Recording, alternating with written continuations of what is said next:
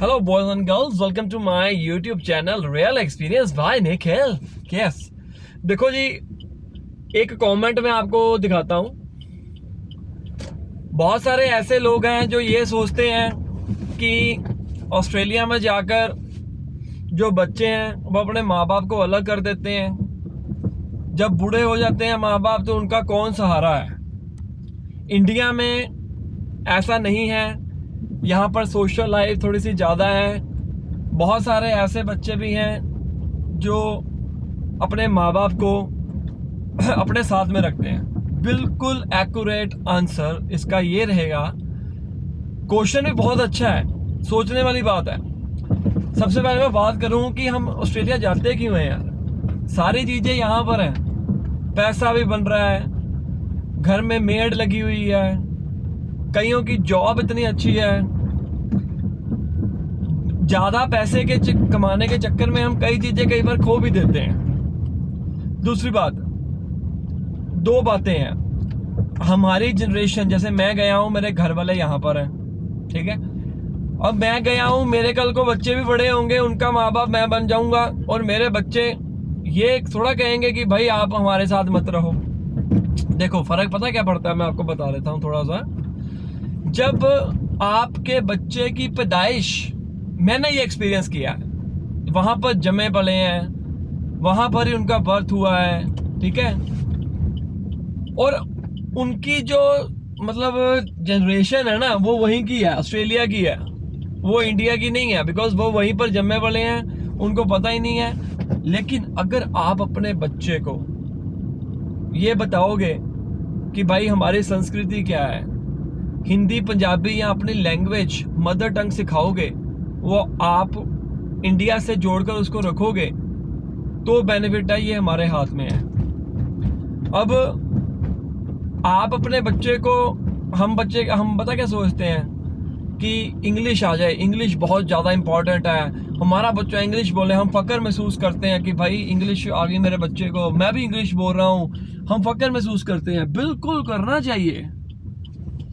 कहते हैं हर कोई सीखो, सीखनी भी चाहिए। लैंग्वेज की बात कर रहा हूँ, गुरदास मान जी का एक शब्द है, उन्होंने अपने गाने में गाया था, हर कोई सीखो सीखनी भी चाहिए, पर पक्की वेख के कच्ची नहीं ढाई दी। हर बोली सीखो सीखनी भी चाहिए, पर पक्की वेख के कच्ची नहीं ढाई दी।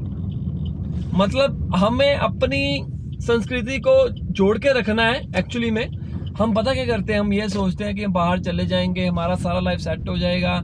ऐसा नहीं है गाइस। देखो, माँ बाप को रखना हमारी बच्चों की जिम्मेवारी होती है।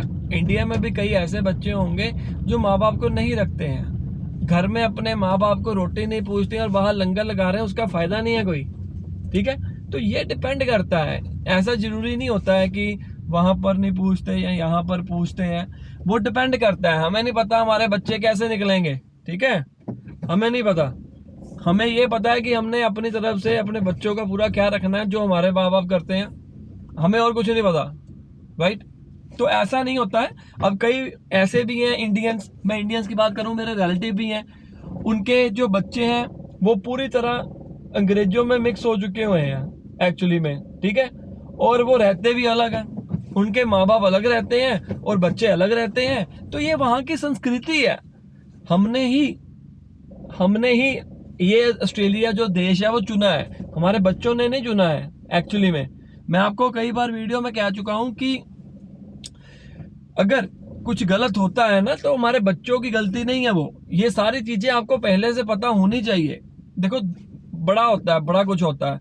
जैसे कि अगर आपको कोई अपॉर्चुनिटी मिल जाती है, अब मेरे को, मैं मान लीजिए इंडिया में 80,000 कमाता हूँ, ठीक है, और मेरा खर्चा बहुत ज़्यादा हो चुका हुआ है, और आने वाले समय में मेरे बच्चों का भी खर्चा होगा, वाइफ का भी खर्चा होगा, इधर भी खर्चा होगा। 80 में से मुझे लगता है हार्डली मैं 15 से 20,000 बचा पाऊंगा सारे खर्चे करके, अगर आप सिंगल मैन आर्मी है तो। और अब मुझे एक अपॉर्चुनिटी मिलती है कि भाई आपकी जो सैलरी है वो $2 लाख, सॉरी 4,000 से लेकर $5,000 मिल रही है आपको ऑस्ट्रेलिया में, और कंपनी ही सारा कुछ भेज रही है, तो मैं क्यों ना जाऊं? मैं मना कर दूं क्या? वो आपके हाथ में है, डिसीजन आपके हैं, ठीक है।